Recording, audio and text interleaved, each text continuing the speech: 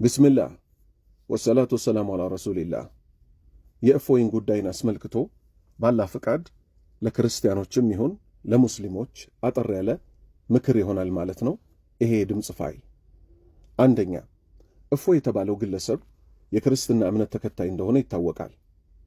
ነቢዩ ሙሐመድን ሰለላሁ ዐለይሂ ወሰለም ነቢዩ ማለት እንደዚህ ሀፍረተ ገላን የሚልስ ሰው ነው የመሳሰለው ሲል ቁጥር አንድ ያደረገው ነገር ውሸት ነው። ውሸት ደግሞ ክርስቲያኖች ሆይ በሃይማኖታችሁ ልታወግዙት ይገባል። ውሸትን ልታወግዙት ይገባል። ለምሳሌ ማርያም ማለት ሰማይና ምድርን እኮ የፈጠረች ናት። ሁሉ ነገር ከሁሉ ነገር በፊት የነበረችው ማርያም ናት ቢል አንድ ሰው ይሄ እውነት ነው? አይደለም፣ ውሸት ነው። ክርስቲያን እንኳን ቢሆን ምን ልታደርጉ ይገባቸዋል? ልትቃወሙት ይገባል። እኛ እፎይ ለምሳሌ የክርስትና እምነት አስተማሪ ከመሆኑም ጋር በእስልምናና በክርስትና መሃል ንጽጽር እሰራለሁ ብሎ ትክክለኛ ነጥብ ቢያነሳ ማን ነቢዩ ሙሐመድ ላይ ሰለላሁ ዐለይሂ ወሰለም እኛ ክብራቸውን ነካ አንልም። ምሳሌ ነቢዩ ሙሐመድ ሰለላሁ ዐለይሂ ወሰለም አኢሻ የተባለችው ሚስታቸውን በ9 ዓመት ነው ያገባው ቢል እኛ ምን እንላለን ሙስሊሞች? አዎ ነቢዩ ሙሐመድ በ9 ዓመቷ ነው ያገቧት። ያገቡበት ደግሞ በዚህ ምክንያት ነው እንዲህ ነው ብለን መልስ እንሰጣለን። ይሄም ክብር መንካት አይባልም። ለምን? እውነታን ባማከለ መልኩ እፎይ ያነሳው ጉዳይ ስለሆነ። ነገር ግን እሱ ይሄን አይደለም ያደረገው። እሱ ኦንላይን ላይ የታችሁት ከሆነ የሆነ ስፐርም ምናምን በእጁ ላይ ያጨማለቀ የሆነ የታች ሰፈር ልጆች የሚሰሩትን ስራ ይዞ የሚወጣ ሰው ኦርቶዶክስ ነኝ ብሎ ብቅ ሲል ምን ማለት ነው የነበረባቸው? ኦርቶዶክሶች እፎይ እኛን አይወክልንም ነው እንጂ ማለት የነበረባችሁ እኔም እፎይ ነኝ አይባልም። እስቲ ከኛ ትንሽ ትምህርት ውሰዱ። ወደ ኋላ ዞር ብዬ ላስታውሳችሁ። ከዓመታት በፊት ዳኢሽ ወይንም አይኤስ የሚባለው ሊቢያ ላይ ኢትዮጵያዊ የሆኑ የጨርቆስ ልጆችን ወደ 20 ምናምን በላይ አጋድሞ ሲያርድ ኢትዮጵያ ውስጥ ያለ ሙስሊም ያለው ምንድን ነው? ዳኢሽ እኛ ኢትዮጵያውያን አይወክልም እኮ አይደለም ያልነው፣ ኢስላምን አይወክልም ነው ያልነው። ልብ በሉ። እዚህ ሀገር ላይ በተሰራ ስህተት አይደለም እኛ ምን እያልን ያለ ነው? ይሄ ዳኢሽ የተባለው ቡድን እኛን አይወክልም እያልን ያለ ነው። ውጭ ሀገር የተከሰተ ከእኛ ጋር ግንኙነት የሌላቸው ግን የሃይማኖቱ ጥላ ውስጥ ስለሆኑ በኢስላም ሽፋን ስለተንቀሳቀሱ የሰሩት ሥራ ኢስላም የማያዘውን ስለሆነ ምን ብለናል እኛ? ዳኢሽ ሙስሊሙን ኢስላምን አይወክልም ብለናል። እናንተ ስታስቡት እስቲ አሁን ዮኒ ማኛ ይወክላችኋል? ከዚህ በፊት ምን ይል ነበር ዮኒ ማኛ? አሁን እንኳን ተመልሷል፣ በአደባባይ ይቅርታ ጠይቋል። ድንግል ከነ ልጇ ብሎ ይገባና ግን ድንግል የምትጠላውን ድንግል ያላደረገችውን ቆሻሻ ንግግር ይናገር ነበር። የሰው ሃይማኖት ይነካ ነበር። አሁን ግን አልሐምዱሊላህ አላህ በልቦናው ላይ ቅን ነገር አሰፈረበት። እንዲህ አይነት ነገር ልክ እንዳልሆነ ይኸው ቅርብ ቀን የለቀቀውን መስማት ትችላላችሁ። እንዴት ነው እናንተ እኔም እፎይ ነኝ የምትሉት? እፎይ አሁን አብረውት ቢሆን ሰው ነው። ኦርቶዶክስ ሰዋታ ነው እፎይን እኔም እፎይ ነኝ የምትለው። ስለዚህ እንዲህ የምትሉ ኦርቶዶክሶች በቁጥር አንድነት ወደ ቅን ልቦና ተመለሱ። ማንኛውም ሰው ትኩረት ሊሰጥ የሚገባው ነገር በውሸት ላይ የተነሳ ነገር ሁሉ መጨረሻው ክስረት ነው። እናንተ ካስታወሳችሁ ፓስተር ዮናታን ስለ ማርያም ነው ስለሆነ ነገር ተናግሮ የሆነ ነገር ተናገራችሁ፣ በጣም ተቆጣችሁ። ለምን? ማርያም ላይ ያለው እውነተኛን ነገር እንዳለ ቁጭ መጽሐፉ ላይ ያለውን ብቻ ሳይሆን ሌላ ነገር ጨምሮ ነካችሁ፣ በጣም ተበሳጫችሁ። ስለዚህ በራስ ላይ እንዲደረግብህ ማትፈልገውን ነገር በሰው ላይ አታድርግ። ያውም ውሸት ሲጨመርበት፣ ያውም እንደ እፎይ አይነት ሰው ለእናንተ ጭራሽ አይጠቅማችሁም። ስለዚህ ግፍን እንጠንቀቅ ሁላችንም። ከምንም በላይ ግፍ መጨረሻ ላይ ጠልፎ ይጥላል።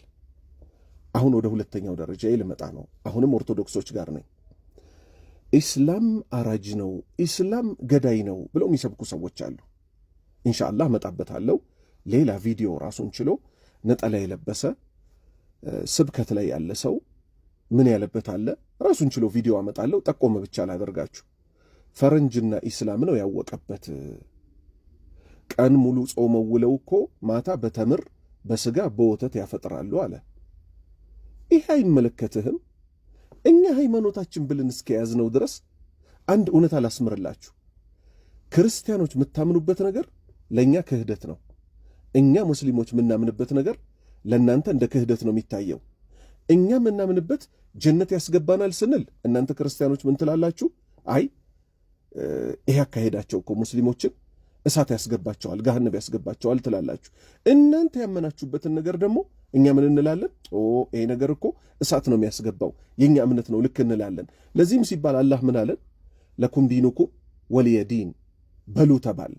ለእናንተም ሃይማኖታችሁ አላችሁ፣ ለእኛም ሃይማኖታችን አለን እንድንል ነው የታዘዝ ነው። ስለዚህ ወደ ጥያቄ ልመለስ።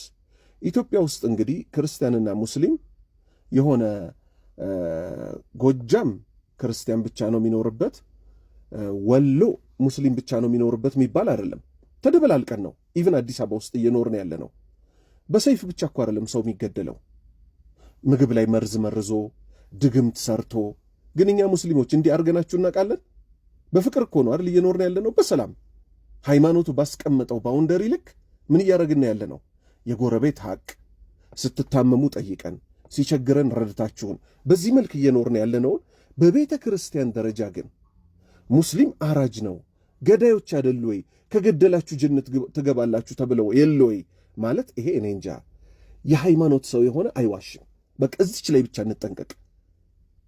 እፎይን ለዚህ ጉዳት የዳረገው ምኑ ነው? ውሸቱ ነው እንጂ ባላ ፈቃድኛ ከዚህም በፊት ሚዲያ ላይ የሚነሱ ነገሮች አሉ። ነቢዩ መሐመድ አይሻን በ9 ዓመቱ አገባት፣ መልስ ሰጥተናል። አሁንም በቅርብ ቀን ግን ለእናንተ ደግሞ ለክርስቲያኖች ሆይ አዎ ነቢዩ መሐመድ አይሻን በ9 ዓመቷ አግብቷታል ብለን ማስረጃዎቹን ሁሉ ቁጭ እናደርጋለን። ስለማናፍርበት ሃይማኖታዊ ትእዛዝም ስለነበረ ሙሉ ማስረጃውን ካልሰማችሁ ግልጽ ስለማይሆን እንረጋጋና ሲያደርሰን እናያለን። አሁን ወደ ማን ደረስን? ወደ ሙስሊሞች ደግሞ ደረስን። ሙስሊሞች ሆይ እፎይ ይሄንን አደረገ ብላችሁ የተለየ ሪአክሽን የምትወስዱ ሰዎች አላህ ልትፈሩ ይገባል። መግደል ነው እንዲህ ማድረግ ነው። ማነህ አንተ? ኢስላም መቼም ሕይወት ነው። በንዴት ሰዓትም በደስታ ሰዓትም ኢስላም ነው ሊገዛን የሚገባው አይደለ? በሸሪዓ ወንድምህ ቢገደልብህ በሸሪዓ ሕግ የሚለውን አስታውስ። አይደለም እንደ ኢትዮጵያ አይነት የተለያዩ ሃይማኖት ያሉባት አገር ቀርቶ በሸሪዓ ወንድምህ ቢገደልብህ ምንድን ነው የምትፈጽመው እርምጃ? የወንድሜን ገዳይ እገለዋለሁ ነው የምትለው ወይስ ለሸሪዓ መሪና ለሸሪዓ ዳኛ አሳልፈ ትሰጣለህ? ለሸሪዓ መሪ አሳልፈ ትሰጣለህ። የሸሪዓ መሪና ዳኛ ነው እዛ ሰውዬ ላይ የሚገባውን ፍርድ ካጣራ በኋላ የሚወስደው። ስለዚህ እኛ እዚህ ሀገር ውስጥ ስንኖር መንግስት የለም አንልም አይደል? መንግስት አለ፣ ፖሊስ አለ፣ ወታደር አለ። አገሪቱ ላይ ባለው መተዳደሪያ መሰረት እኛ መልእክተኛ አድርገን የያዝናቸው የሃይማኖቱ ትልቅ መገለጫ እንዲህ ሆነውብናል ብለን ስሞታችንን ደግሞ ለማን ነው የምናቀርበው? መጅሊስ ተብለው የተቀመጡ አካላት አሉ። የሙስሊሙ የሐጅ የመቃብር የሃይማኖት ጉዳይ ይመለከታቸዋል ተብለው የተቀመጡ አሉ።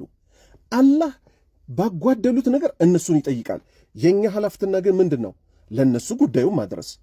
እነሱ በመንግስት መዋቅር መሰረት በምን መልክ ይሄን ጉዳይ መውሰድ እንዳለባቸው ኃላፊነቱ ተሰጥቷቸዋል እንጂ ማንም ተነስቶ በየቲክቶኩ በየፌስቡኩ በየዩቲዩቡ እንደዚህ ያርግ እንደዚህ በል ሚለው አይደለም። ወደ 3ኛ ነጥብ የደረሱ ሙስሊሞችን ነው ይሄ የሚመለከተው። ሙስሊሞች ሆይ ኮሜንቶች እያየሁ ነው። አላህ ምንድን ነው ያለን? መሐይማን አላዋቂዎች የማይሆን ነገር ሲናገሩ ሰላም ብላችሁ ጥላችኋቸው ሂዱ ነው የሚለው። እናት እንደዚህ ትሁን አንተ ምናምን ልጅ ብለው የሚሳደቡ ሰዎች አሉ።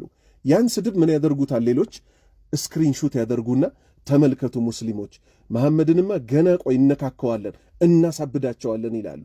ስለዚህ ሙስሊሞች ሆይ ከነብሴ ጨምሮ አደራ ምለው ምንድን ነው? አላህ እንደመከረን ከአላህ ውጭ ሌላ አማልክትን የሚያመልኩ ሰዎችን ምን አታድርጉ አለ? እንዳትሰድቧቸው። የሚያመልኩትንም አካል እነሱንም ቢሆን እንዳትሰድቧቸው አለ። ለምን? እነሱ ደግሞ በተገላቢጦሹ አላህና መልእክተኛውን ዲኑን ይሳደባሉና ባለማወቅ አለ። ስለዚህ ሃይማኖቱ የሥነ ሥርዓት ሃይማኖት ነው። አላህን እንፍራ። ሁላችንም በልክ እንሆን። ክርስቲያኖች የራሳችሁ መንገድ አላችሁ። እንዲህ አይነት ጸያፍ የሚሰራን ሰው እንዲያውም አሳልፋችሁ ልትሰጡ። እኛ ዳኢሽ አይወክልንም እንዳልነው እፎይ አይወክልንም እንጂ የሚባለው እኔም እፎይ ነኝ አይባልም። አላህ ቀኑ መንገድ ይምራን። ወሰላሙ አለይኩም ወራህመቱላህ